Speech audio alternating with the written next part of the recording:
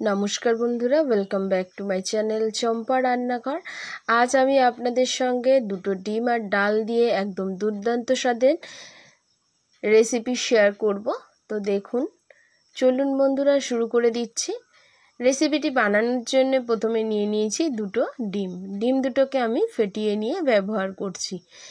বন্ধুরা অবশ্যই প্রথম থেকে শেষ পর্যন্ত ভিডিওটি দেখবেন। আজকের ভিডিওটি কিন্তু একদম দুর্দান্ত হতে চলেছে বন্ধুরা। বাড়িতে শুধু ডাল আর ডিম থাকলেই আপনারা এই রেসিপিটি অনায়াসে বানিয়ে নিতে পারবেন।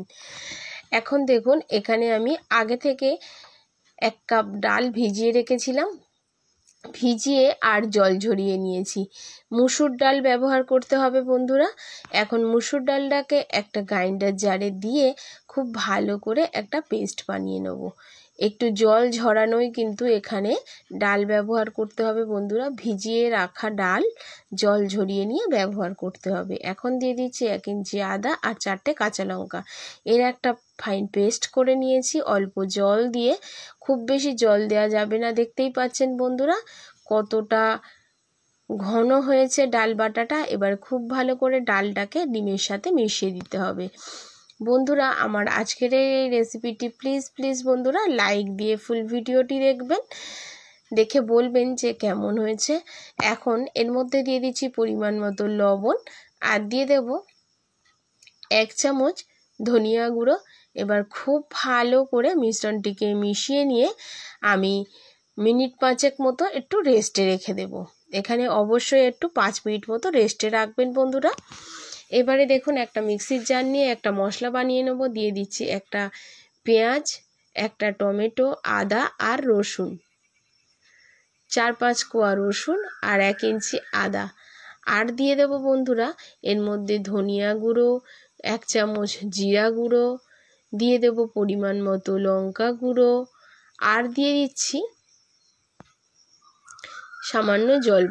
বন্ধুরা এখানে রসুনটা দিতে আমি তখন ভিডিওটা অফ হয়ে গেছিলো, তো অবশ্যই আপনারা আদা রসুন পেঁয়াজ 3টেই ব্যবহার করবেন। এখন ওটার একটা ফাইন পেস্ট আমি বানিয়ে রেখে দিয়েছি। এখন দেখুন একটা প্যান বসিয়ে নিয়েছি আর প্যানের মধ্যে দিয়ে দিচ্ছি 1 চামচ সরিষার তেল। এখানে আমি সরষার তেল দিয়েই রান্নাটা করছি। আর তার মধ্যে দিয়ে দিচ্ছি আগে থেকে যে মুসুর ডাল আর ডিমের মিশ্রণটা করে রেখেছিলাম, সেই মুসুর ডাল আর ডিমের মিশ্রণটি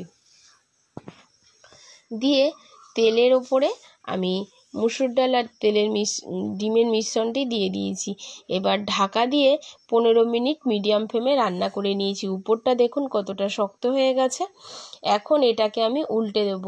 আপনারা যদি খুন্তি দিয়ে উল্টাতে না পারেন সেক্ষেত্রে একটা প্লেটের উপরে উল্টে নেবেন। তো আমার প্লেট লাগেনি, অনায়াসেই কিন্তু উল্টে গেছে। দেখতেই পাচ্ছেন বন্ধুরা কতটা সুন্দর হয়েছে।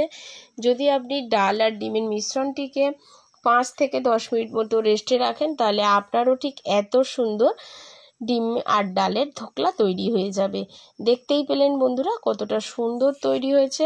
এখন আমি গ্যাসের ফ্লেমটাকে অফ করে দিয়ে এটাকে একটা থালাতে তুলে নেব। বন্ধুরা এভাবেও আপনারা ডাল ভাতের সাথে কিন্তু খেতে পারেন, এতেও কিন্তু খেতে খুব টেস্টি লাগে এই ধোকলা, ভাজা ধোকলাটা। এবারে দেখুন এটাকে আমি একটু পিস করে কেটে নিচ্ছি। আমি গরম অবস্থাতেই পিস করে কেটে নিচ্ছি বন্ধুরা। আমি গরমটা যেরকম গরম আমার হাতে সহ্য হবে সেই রকম গরম অবস্থায় কেটে নিচ্ছি। আর কতটা জালিদার হয়েছে বন্ধুরা আপনারা না দেখলে বুঝতে পারবেন না। তো দেখুন আপনাদেরকে একটা দেখিয়ে দিচ্ছি একটুখানি তুলে যে কতটা জালিদার হয়েছে। এবারে দেখুন এটা চৌকো পিস করে আমি কেটে নিচ্ছি। আপনারা আপনাদের পছন্দ মতো পিস করে বন্ধুরা কেটে নেবেন। আশা করছি আজকের ভিডিও আপনাদের অবশ্যই করে ভালো লাগবে। বাড়িতে যদি কোনো কিছুই না থাকে, শুধু ডাল ডিম যদি থাকে, তাহলে বন্ধুরা এই রকম পাগল করা রেসিপি আপনারা বাড়িতেই অনায়াসে বানিয়ে নিতে পারেন। আর আত্মীয় স্বজন যদি হঠাৎ করে বাড়ি চলে আসে অথচ বাজার করার বাড়িতে যদি কেউ না থাকে, ডাল আর ডিম দিয়ে এই রেসিপিটা কিন্তু হঠাৎ করেই একদম বানিয়ে ফেলতে পারবেন। এই রেসিপিটি কোনো রকমভাবে মাছ মাংসর থেকে কম হয় না। দেখলেন বন্ধুরা, চৌকো চৌকো করে কেটে নিয়েছি, আবারও কড়াটা বসিয়ে দিয়েছি আর কড়ার মধ্যে দিয়ে দিয়েছি 2 টেবিল স্পুন তেল। খুব বেশি তেলেরও প্রয়োজন হয় না বন্ধুরা। এখন দিয়ে দিচ্ছি ফোড়নে গরম মশলা, গোটা গরম মশলা আমি ফোড়ন দিয়ে নিয়েছি। আর দিয়ে দিচ্ছি একটা কোচানো পেঁয়াজ। পেঁয়াজটাকে খুব ভালো করে তেলের মধ্যে আমি ভেজে নেব, একটু হালকা লালচে করে বন্ধুরা অবশ্যই। এবারে দেখুন এর মধ্যে দিয়ে দিচ্ছি একটা শুকনো লঙ্কা আর একটা তেজপাতা। অবশ্যই বন্ধুরা পুরো প্রসেসটা খুব ভালো করে ফলো করবেন, তাহলে আপনারাও খুব সুন্দর এই রকম ডিম আর ডালের রেসিপিটি বানিয়ে ফেলতে পারবেন। এবারে দেখুন খুব ভালো করে ভেজে নেওয়ার পরে আগে থেকে যে মশলাটা আমি রেডি করে রেখেছিলাম গ্রাইন্ডার জারে, সেই মশলাটাকে এর মধ্যে ঢেলে দেব। সেই পেস্ট করা মশলাটাকে আমি ঢেলে দিয়েছি। এর মধ্যে আদা, রসুন, পেঁয়াজ, হলুদ, লঙ্কার গুঁড়ো, জিরের গুঁড়ো, ধনিয়ার গুঁড়ো আমি সবই দিয়ে দিয়েছি বন্ধুরা, আলাদা করে দেওয়ার কোনো দরকার নেই। এবারে খুব ভালো করে এটাকে কষিয়ে নিতে হবে। আমি এখানে কাশ্মীরি লঙ্কার গুঁড়োটা ব্যবহার করিনি, আপনারা চাইলে করতেই পারেন। এখন দেখুন বন্ধুরা এটা খুব ভালো করে কষিয়ে নেব। মনে হলো একটু হলুদটা কম হয়েছে, তাই অল্প একটু হলুদ দিয়ে দিলাম। এবারে খুব ভালো করে কষিয়ে নেব যাতে মশলা থেকে তেল ছেড়ে দেয়। আর দিয়ে দিলাম পরিমাণ মতো লবণ। আর গ্রেভিতেই আমি দিয়ে দিচ্ছি পরিমাণ মতো চিনি, 1/2 চামচ চিনি ব্যবহার করেছি বন্ধুরা। আমি এই মশলার মধ্যেই আমি চিনিটা ব্যবহার করেছি, তাতে মশলার সঙ্গে চিনিটা দিয়ে যখন কষবো তখন কিন্তু গ্রেভিটা খুব সুন্দর একটা কালার আসবে।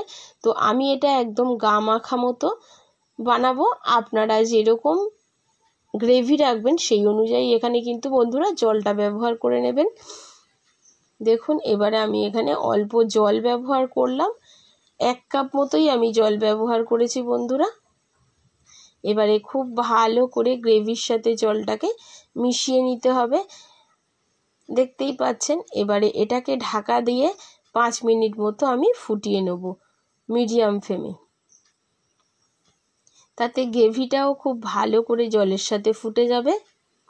5 মিনিট হয়ে গেছে, আমি 5 মিনিট পরে ফিরে এসেছি। দেখুন বন্ধুরা কতটা সুন্দর কালার এসছে গ্রেভির। এখন আমি এর মধ্যে দিয়ে দেব ওই ধোকলাগুলো, যেটা ডাল আর ডিম দিয়ে আমি বানিয়ে রেখেছিলাম, পিস পিস করে কেটে রেখেছিলাম, দেখতেই পাচ্ছেন। কিছুটা আমি গ্রেভিতে ব্যবহার করেছি আর কিছুটা আমি ভাজা ভাতের সঙ্গে খাবো বলে রেখে দিয়েছি। এখন খুব ভালো করে এগুলোকে মিশিয়ে নিলাম, নিয়ে আমি ওপর দিয়ে একটু ধনেপাতা কুচি দিয়ে দিচ্ছি। এটা সম্পূর্ণ অপশনাল, আপনাদের কাছে থাকলে দেবেন, না থাকলে দেওয়ার কোনো দরকার নেই। এখন গ্যাসের ফ্লেমটাকে অফ করে দেবো।